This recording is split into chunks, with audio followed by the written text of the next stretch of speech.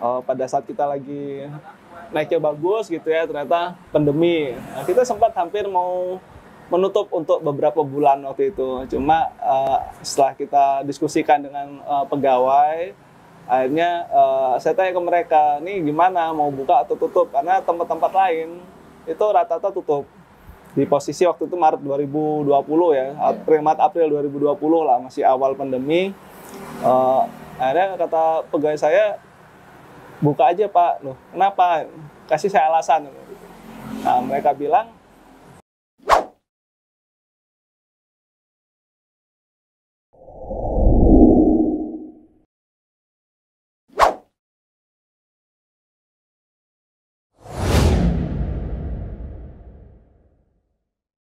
Assalamualaikum warahmatullahi wabarakatuh, teman-teman di channel Abu Mirza, para pemirsa sekalian.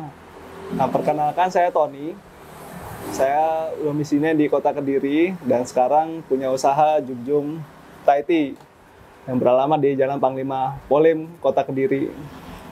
Dulunya saya pegawai, kerja di sekitar 3 perusahaan ya selama hampir 12 tahun. Nah, cuma di perusahaan saya terakhir, setelah berkarir 10 tahun, ternyata mengetahui bahwa perusahaan saya perusahaan ribawi. Dan ya sebagai seorang muslim, sudah wajib lah kita meninggalkan pekerjaan yang seperti itu. Nah, jadi setelah kita resign dari pekerjaan itu, salah satu sahabat saya, Pak Adi, pemilik dari Jum Thai Tea yang pusatnya, itu mengajak untuk berkolaborasi kerjasama membuka Jum Thai Tea di Kota Kediri. Jadi sebenarnya Jum Thai Tea ini awalnya tuh berdiri di Pare tahun 2018. 2018. Nah itu di Pare sendiri kita sekarang ada 5 cabang dan di Kediri 1 cabang. Ya waktu itu yang pilihannya sedikit dan mumpung ada kesempatan ya. Pertama saya juga penyuka Thai Tea dan saya rasa Jum adalah salah satu Thai Tea terenak yang pernah saya coba gitu. Jadi pada saat ada tawaran untuk kerjasama bisnis Thai Tea, Jum ini ya alhamdulillah ya saya ambil lah gitu. Saya membuka Jum Thai Tea di Kota Kediri. Hambatannya ya waktu memulai sih, jadi tentu saja ada namanya gap ya, pada saat kita bertahun-tahun jadi pegawai terus kemudian buka usaha itu pasti agak bingung kan, karena di waktu kita kerja kan semua aturan ada, SOP ada, semua gaji sudah jelas tiap bulan. Nah kemudian tiba-tiba dihadapkan pada saat resign, usia sudah nggak muda lagi, mencari pekerjaan juga nggak mudah. Ada challenge untuk bikin usaha. Ya memang waktu awalnya rasa pede itu yang harus dilawan ya. Saya nggak tahu apa-apa nih, gimana saya mau buka gitu kan. Saya nggak pede nih. Nah kalau itu sebenarnya hambatan awalnya di situ sih, lebih di mentalnya sih. Jadi waktu kita mau mulai itu kayak berat banget, tapi kalau udah dilakukan ya udah begini, tinggal improvement aja, mana yang bisa kita perbaiki, kita upgrade, itu yang kita lakukan Mas. Dan memang sangat berbeda ya pada saat bekerja tuh semua sudah jelas aturannya. Pada saat kita buka usaha apalagi UMKM kan semua mulai nol lah gitu. Tuh, belum lagi pada saat awal buka, waduh nggak ada yang beli. Di situ apa namanya hambatannya terutama di ini ya, menyiapkan mental. Tapi sebenarnya sih pada saat udah buka ya udah, itu udah jalan gitu aja sih gitu. Ya jadi kami juga mengalami masa naik turun ya, terutama di era pandemi ini ya gitu. Jadi pada saat kita lagi naiknya bagus gitu ya, ternyata pandemi. Nah, kita sempat hampir mau menutup untuk beberapa bulan waktu itu. Cuma setelah kita diskusikan dengan pegawai, akhirnya saya tanya ke mereka, nih gimana mau buka atau tutup? Karena tempat-tempat lain itu rata-rata tutup. Di posisi waktu itu Maret 2020 ya, Maret-April 2020 lah, masih awal pandemi. Akhirnya kata pegawai saya, buka aja Pak. Loh, kenapa? Kasih saya alasan. Nah, mereka bilang, logikanya gini, orang yang terindikasi sakit COVID waktu itu ya adalah yang panas, flu, batuk gitu ya. Orang-orang kayak gitu nggak akan mampir tempat kita Pak. Oke. Itu make sense bagi saya. Jadi orang yang beli es, karena kita jualan es ya, orang yang beli es ini harusnya orang sehat. Nah, ya udah kita tetap buka, tentu dengan segala protokol kesehatan kita lakukan. Jadi ada tempat cuci tangan, terus hand sanitizer, semua pegawai kami wajibkan untuk bermasker. Nah, itu kita lakukan. Alhamdulillah sih sampai sekarang sehat-sehat semua. Gitu, walaupun kita buka terus ya, dan justru malah setelah kita lakukan kita nggak jadi nutup kios ini, malah omset kita di 2020 tuh meningkat lebih dari 50% lah dibandingkan 2019 gitu. Ya mungkin karena yang lainnya tutup, ya kita buka gitu. Dan memang waktu itu sih tantangannya, kalau yang terdampak parah adalah yang pertama di mall, terus yang dine in kan nggak boleh kan orang minum di tempat, sedangkan di Jum sendiri alhamdulillahnya 90% customer kami sejak dulu memang sudah take away. Jadi jarang sekali orang makan di sini, mereka beli dan pulang gitu. Jadi ya hampir nggak ada bedanya sih antara waktu sebelum pandemi dan pandemi kalau kami ya gitu. Bismillah, alhamdulillah dapat berkahnya, omsetnya naik gitu. Di era sekarang ini, alhamdulillah online bisa menjadi salah satu pilihan kita untuk meningkatkan pasar ya, memperluas pasar dengan biaya yang sangat murah dan efisien. Nah, dengan bantuan waktu itu salah satu penggagasnya adalah ya Gojek ya, terutama GoFood. Ya, alhamdulillah memang orang itu lebih mudah menjangkau produk kita, gitu, Pak. Dibandingkan dia nggak harus datang ke tempat kita, dia dari rumah pun bisa dengan pencet, udah deh pesanannya datang, gitu. Nah itu menurut saya sih salah satu inovasi ya yang dilakukan di era sekarang gitu. Kami sendiri kalau sampai sekarang itu kita punya delivery order sendiri. Jadi kita ada armada untuk delivery order. Kita juga kerjasama sama GoFood, GrabFood, Shopee, ViewIt, dan juga beberapa delivery lokal, misalnya kayak Kurirkur kalau nggak salah ya. Itu juga beberapa kali sering kesini gitu. Dan ya alhamdulillah memang bisa meningkatkan omset sih gitu. Setiap usaha pasti ada kendala ya, misalnya kendala apapun lah itu. Jadi pertama pada saat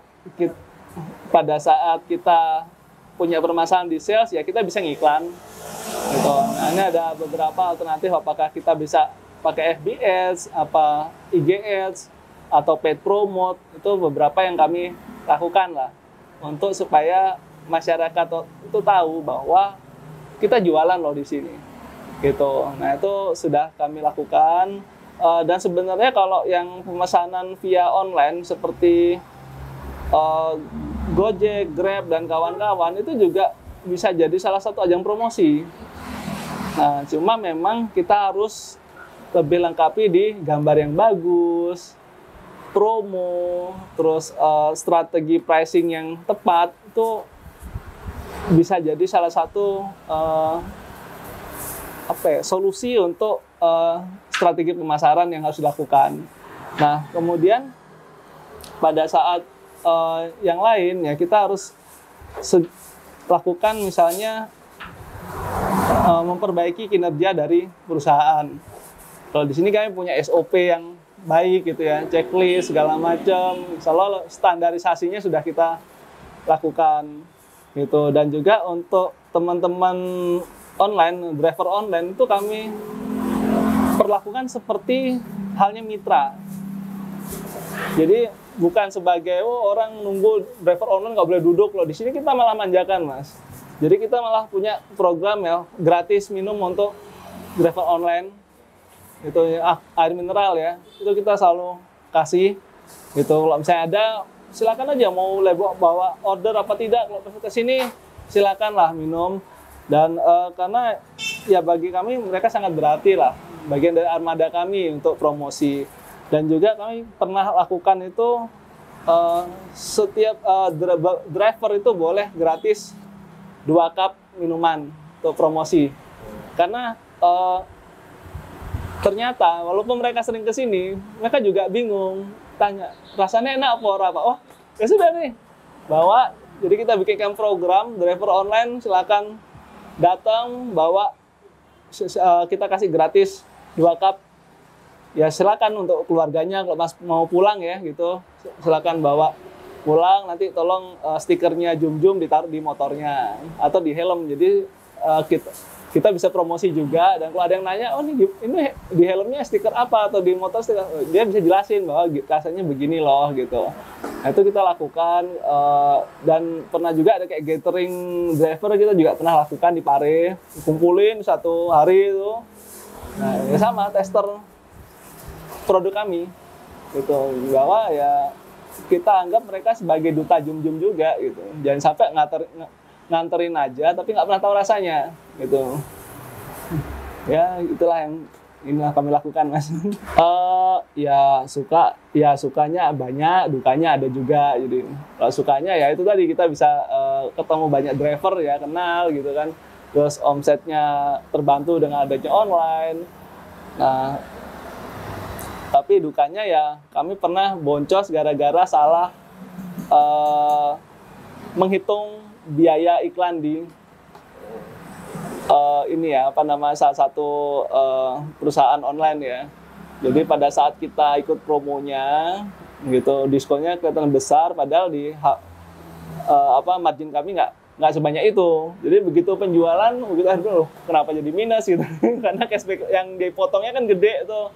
Itu dukanya sih itu aja sih. Ya, mungkin untuk teman-teman yang baru mulai bekerja sama dengan provider ini ya online, itu ya harap sangat berhati-hati di teknik harga dan diskon. Nah, kalau kita nggak pas itu malah boncos itu gitu. Jadi ya kalau bisnis itu, kok saran saya ya mulai aja dulu gitu. Jadi pertama ya, sekarang itu dengan era digitalisasi itu membuat suatu bisnis itu nggak harus modalnya besar gitu. Nah sekarang kan lagi kalau yang kuliner ya bisa pakai cloud kitchen gitu. Di rumah kita buka banner aja gitu kan ya, itu nggak perlu nyewa ruko, nggak perlu sewa gedung, pegawai, itu bisa dimulai dengan cloud kitchen kalau yang kuliner gitu. Jadi sangat mudah sebenarnya, modal banner doang lah sama produk gitu ya. Nah kalau yang online-nya juga ada sekarang itu modelnya kayak entah itu reseller, dropshipper, afiliator, itu sangat-sangat memudahkan lah orang untuk membuat suatu usaha. Dan atau YouTuber malah itu bisa jadi sultan itu gitu. Ya kan, udah nggak modalnya ya nggak gede-gede amat gitu ya kalau untuk mulai ya, tapi semakin besar kan harus ada improvement. Nah itu jadi ya saran saya pertama ya harus punya kemauan untuk mulai gitu. Mulai dari riset produk, kita mau ngapain sih, mau jualan produk, jasa atau apa gitu kan ya, atau mau aktif di YouTube atau medsos gitu ya. Nah kemudian cari produknya cari produknya, kemudian riset pasarnya seperti apa gitu. Dan ya sudah lakukan aja gitu, nggak usah terlalu pusing, karena memang di online tuh modalnya nggak segede kalau kita harus bikin offline gitu ya. Misalnya kalau offline sendiri ya harus, kalau bikin bisnis ya lumayan sih, kayak nyewa ruko dan lain-lain, dekorasi, stok barang, itu kan terasa lah gitu. Nah, mendingan kalau sekarang teknologi sudah bagus gitu ya, alur bisnis sudah berubah, ya sudah mulai aja online. Kalau emang jalan ya silakan, mau di offline kan pun bisa gitu. Kalau saya sekarang lebih senang online-nya dulu baru offline-nya gitu. Nyari pasarnya dulu sambil ngumpulin modalnya ya. Kalau emang ternyata laris nih ya, baru dibikinkan offline-nya untuk official store misalnya gitu ya gitu. Saya sih yang penting mulai aja. Ya mudah-mudahan masih tetap bisa eksis gitu ya di dunia kuliner di Kediri, ataupun nanti kita bisa expand ke tempat-tempat lain, walaupun sambil menunggu timing yang tepat, karena di era sekarang ini untuk ekspansi itu sangat apa ya, berisiko, harus berhati-hati sekali gitu. Nah, terus kemudian tentu saja kami ingin, karena bisnis Jum-Jum ini bagi kami nggak cuma hanya sekedar cari duitnya, tapi kita juga mengharapkan keberkahan dan menjadi ladang amal buat kami. Nah, misalnya di kami ini setiap Ramadan tuh ada pembagian kurma. Setiap orang beli Jum-Jum 1 cup dapat kurma 1 gitu ya. Ini bukan promo ya, tapi ini ya sekedar trik bagi teman-teman bahwa bisnis tuh nggak harus cuma duitnya saja, tapi banyak amalan-amalan ibadah yang bisa kita lakukan dengan jalan bisnis gitu. Dan misalnya di sini ya dengan kurma itu kan memang barang apa ya, hadisnya kan bilang barang siapa yang memberikan makan orang yang sedang berpuasa akan mendapatkan pahala yang sama dengan pahala orang berpuasa tanpa mengurangi pahala orang tersebut kan gitu ya. Nah, ini hitung-hitungan aja Mas. Misalnya nih, kami sehari 100 cup misalnya. Sebulan Ramadan ini 3.000 cup misalnya jualannya. Berarti ada 3.000 kurma yang kita keluarkan kan. Separuhnya aja dimakan orang puasa. Kan lumayan 1.500 hari pahala puasa. Kalau sendirian berapa tahun itu? Iya kan tuh. Dan harganya nggak mahal, kurma itu murah gitu ya. Ya harapan saya sih ya itu, ini sedikit tricky buat yang jualan kuliner, nggak usah pelit-pelit, karena kalau kita mengharapkan pahala sebenarnya bisa dicari dengan cara yang mudah, murah gitu ya. Tapi insya Allah bermula pahala yang sangat besar. Nah kemudian ada juga mengenai sebaik-baik pahala orang yang memberikan air. Sedekah air itu kan sangat bagus. Ya kami itu lakukan kepada driver online. Di saat panas mereka datang ke sini, ini Pak sekalian bawa air mineral. Itu bagi kami sedekah. Gitu. Nah itu menjadi trik gimana supaya bisnis kita tuh nggak cuma duit doang. Itu yang ngumpulin pahalanya kan juga nggak apa-apa. Gitu. Jadi ya saran buat teman-teman yang mau bikin usaha, ya jadikanlah usaha itu tidak hanya sebagai ladang rezeki gitu ya, tapi juga jadi ladang amal. Ya jadilah manusia yang lebih baik lah gitu. Kita pengen selalu jadi yang lebih baik gitu kan ya, bermanfaat buat orang lain. Nah terutama ya maksudnya kayak podcast hari ini juga bagi saya adalah ya cara saya untuk sharing pengalaman, sharing ilmu gitu ya. Berusaha menjadi manusia yang bermanfaat gitu aja sih. Ayo berani jadi juragan online.